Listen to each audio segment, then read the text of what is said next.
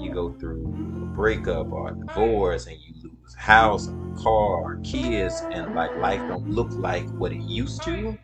You got folk around you dying on you, and we become hesitant to share it because I don't want nobody to see me as a failure.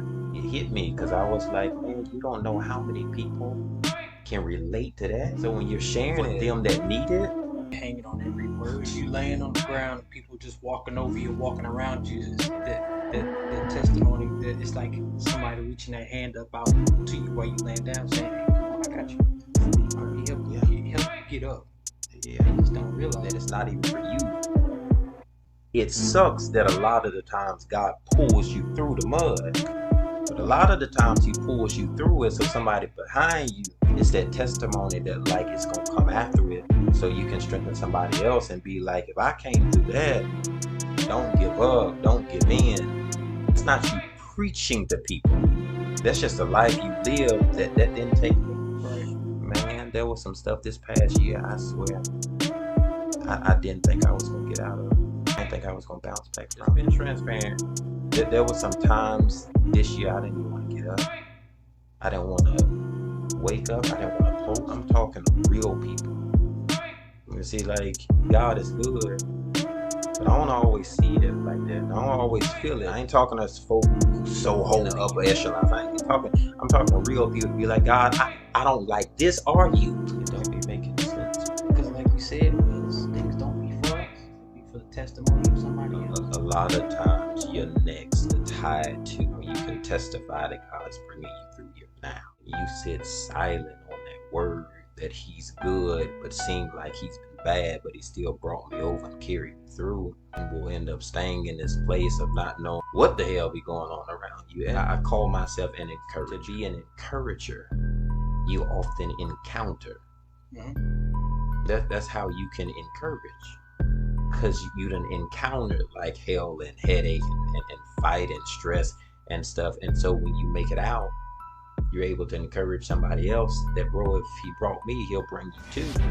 Now that don't forfeit you like going through hard times. The Bible says in this life you're gonna have some trouble. Promise you that.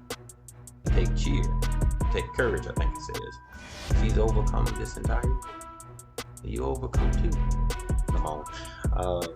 God told Nehemiah, says, I called your father to repair the wall to the city, but he left it still lying in ruin. It was incompleted.